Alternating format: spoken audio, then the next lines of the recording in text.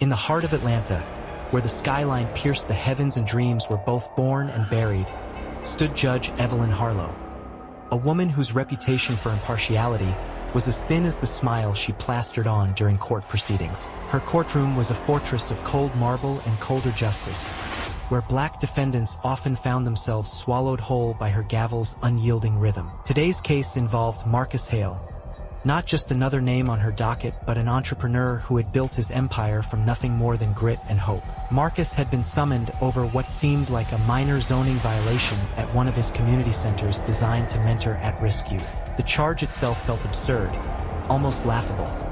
Yet here he stood in her austere chamber, flanked by whispers that buzzed through the gallery like static electricity. Judge Harlow leaned back in her chair, fingers steepled under her chin, eyes scanning Marcus with thinly veiled disdain. To her, he was no titan of industry. He was merely another defendant, another faceless cog in her machine of legal expedients. "Mr. Hale," she began, her voice dripping with condescension. "You've violated city ordinances regarding property use. This isn't some charity gala, it's a court of law." A ripple of murmurs swept through the room, though whether they carried sympathy or mockery remained unclear. Marcus didn't flinch.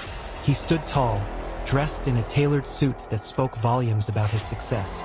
Yet his demeanor radiated calm resolve rather than arrogance. For years, he'd faced obstacles far greater than this woman behind the bench, and something told him today would be no different. As the prosecutor laid out the charges against Marcus, citing technicalities so obscure they bordered on comical, the tension thickened. Every word felt like a brick being stacked against him, each accusation laced with undertones questioning his legitimacy as a businessman and a black man daring to thrive. But Marcus wasn't listening to their words anymore. Instead, he focused on Judge Harlow's expression, noting how it flickered between boredom and barely concealed irritation. It dawned on him then, she hadn't read the file thoroughly. She hadn't bothered to understand who he really was or why his work mattered. And that realization ignited a fire within him, burning away fear and replacing it with purpose. When given the chance to speak, Marcus stepped forward, his voice steady despite the storm brewing inside him. "Your Honor," he said, locking eyes with her. "Before we proceed, may I clarify something?" The question hung in the air like smoke after a gunshot, drawing silence from every corner of the room. Judge Harlow raised an eyebrow, clearly unaccustomed to defendants taking such initiative. "Proceed," she replied curtly, waving a dismissive hand. Marcus exhaled slowly, gathering himself before speaking again. "You mentioned violations related to my property's zoning designation. Can you confirm which specific ordinance you're referring to?" His tone was polite, even deferential, but there was steel beneath the surface. The prosecutor hesitated, glancing down at his notes as if searching for answers he hadn't prepared. Finally, he stammered, It pertains to Section 14B of Municipal Code Regulations." Marcus nodded thoughtfully, then turned toward the judge. "With respect, Your Honor, could we verify the exact language of Section 14B? Because according to my understanding, and documented evidence submitted weeks ago, it explicitly permits non-profit educational facilities like mine." A murmur rippled through the crowd, growing louder as people exchanged bewildered glances. Judge Harlow shifted uncomfortably in her seat, her confidence faltering for the first time. She glanced at the prosecutor, who now looked visibly rattled, then back at Marcus, whose poise only deepened. "Are you suggesting," she snapped, trying to regain control, "that our office made an error?" Marcus tilted his head slightly, his expression unreadable. "I'm suggesting," he countered evenly, "that perhaps assumptions were made without proper due diligence. Assumptions about me, about my organization, and about the value of the work we do for this community." The words landed like a punch, leaving the courtroom breathless. For a moment, even Judge Harlow seemed shaken, though she quickly masked it with a forced cough. But Marcus wasn't finished dismantling the case piece by piece. Turning to address the gallery directly, he continued, "Let's talk about funding, shall we? My organization operates entirely on grants and donations. Every dollar goes straight into programs aimed at keeping kids off the streets and giving them opportunities many never dreamed possible. Yet here we are, facing fines that will cripple those efforts, All because someone decided my building didn't fit neatly into their preconceived notions of acceptable development. His voice grew sharper, cutting through the tension like a blade. And let's not forget, Your Honor, that I personally donated $50,000 last year to refurbish this very courthouse. So forgive me if I find it ironic that your ruling might force me to divert funds meant for children right back into paying these unjust penalties. Gasps echoed throughout the room as the weight of his revelation sank in. Even Judge Harlow froze, her gavel hovering mid-air as the implications crashed over her like a tidal wave. Here she was, ready to penalize a man whose generosity had quite literally kept her courtroom operational, all while blind to the hypocrisy of her actions. The prosecutor fumbled with his papers, desperate to salvage the situation, but Marcus pressed on relentlessly. If the court wishes to impose these fines, fine. But know this, every cent will come directly from resources earmarked for youth programs funded by my foundation, including scholarships named after my late mother, who believed education could change lives. The final blow struck hard, forcing Judge Harlow to confront the ugliness of her own bias. Her face flushed red, hands gripping the edge of her desk as if bracing herself against collapse. For several agonizing seconds, the room held its collective breath. Then, with deliberate slowness, Judge Harlow set her gavel down and removed her glasses, pinching the bridge of her nose as though warding off an impending headache. "Court is adjourned," she announced abruptly, rising from her seat without another word. As bailiffs ushered everyone out, Marcus remained rooted to the spot, watching her retreat with a mixture of triumph and sorrow. Justice had been served in a way neither side anticipated, yet questions lingered heavy in the air. What would happen next?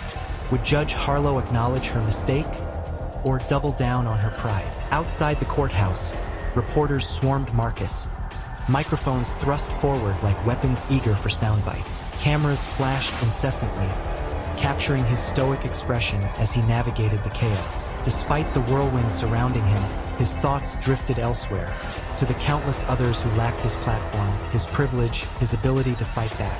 How many others had fallen victim to systems rigged against them? How many judges like Harlow wielded power recklessly, unchecked by accountability? These questions weighed heavily on his mind as he climbed into his car, ignoring the shouts of journalists still clamoring for attention. Driving away from the courthouse, Marcus allowed himself a brief moment of reflection. The battle may have been won, but the war raged on. Back at his office later that evening, he sifted through documents spread across his desk, reviewing plans for upcoming projects. Each proposal represented hope, not just for him but for communities desperate for change. Yet amid the stacks of paper, one envelope caught his eye. Unmarked except for his name scrawled neatly across the front, it bore no return address. Intrigued, Marcus opened it cautiously, pulling out a single sheet of paper. Written in bold letters were two words that sent chills down his spine. "Watch yourself." The message was cryptic, menacing, yet undeniably clear. Someone wanted him silenced. Someone powerful enough to know where to reach him. Gripping the note tightly, Marcus stared out the window into the darkening cityscape, his mind racing with possibilities. Who had sent it? Was it connected to today's events? Or something deeper, darker, lurking beneath the surface? One thing was certain.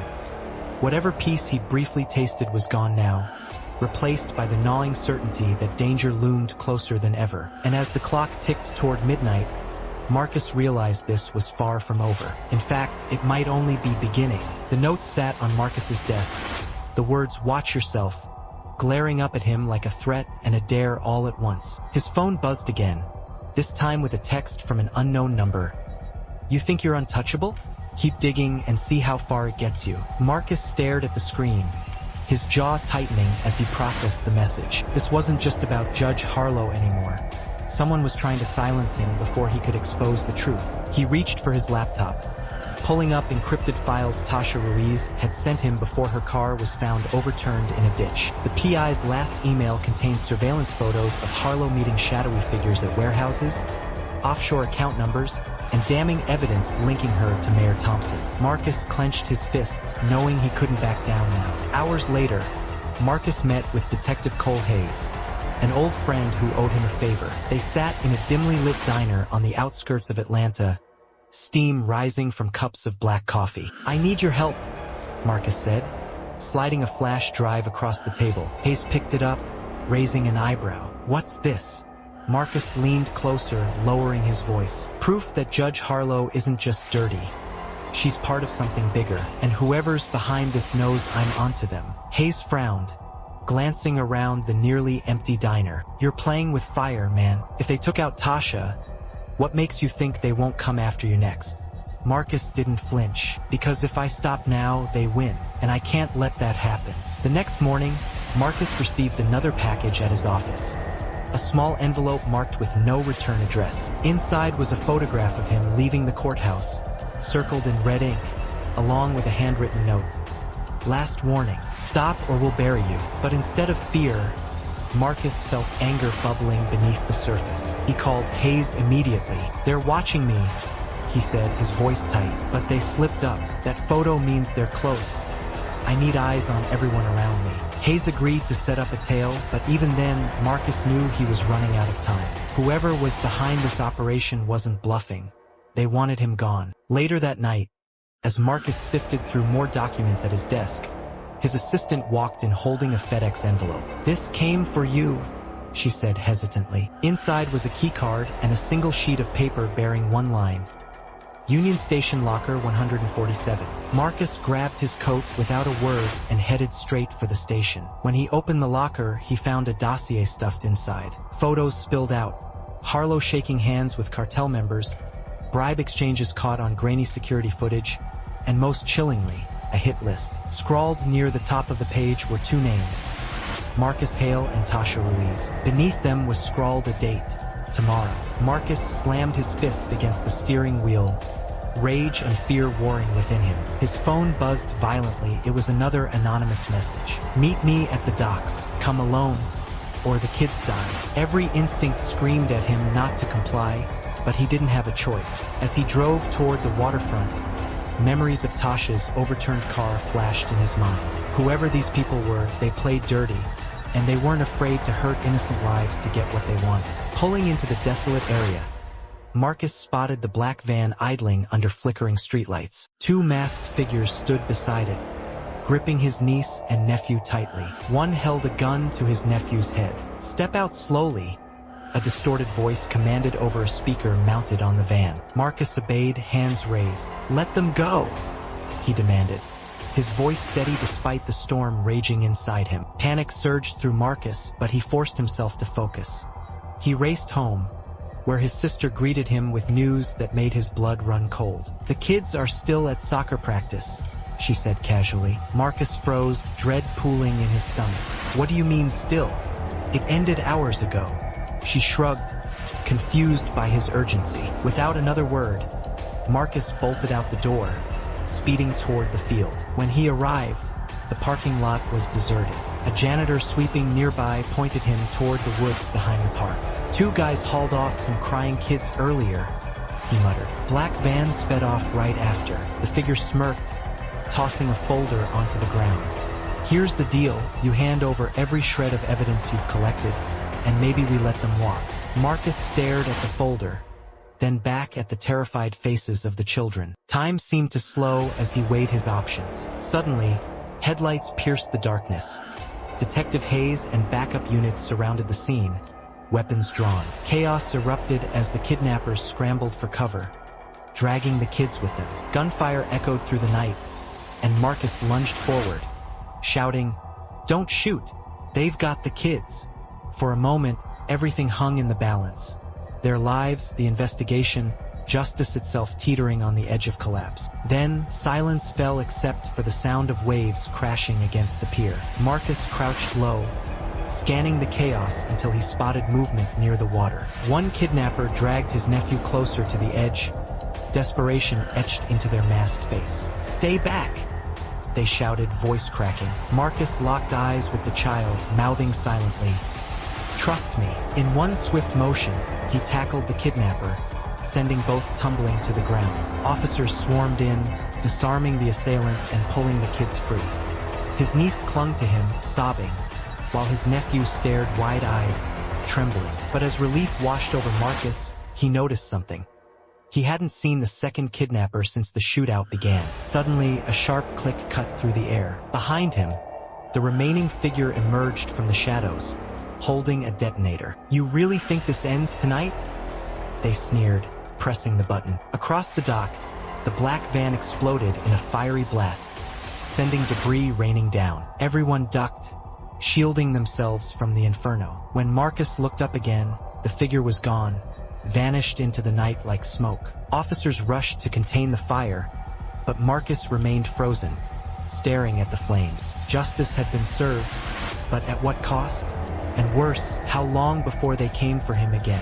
As paramedics checked the kids for injuries, Marcus pulled out his phone, scrolling through the files Tasha had risked her life to uncover. He forwarded everything to trusted journalists and activists, ensuring the truth would reach the public no matter what happened to him. Then he turned to Hayes, who approached with a grim expression. "We got one of them," Hayes said, "but the other's still out there." Marcus nodded, his resolve hardening.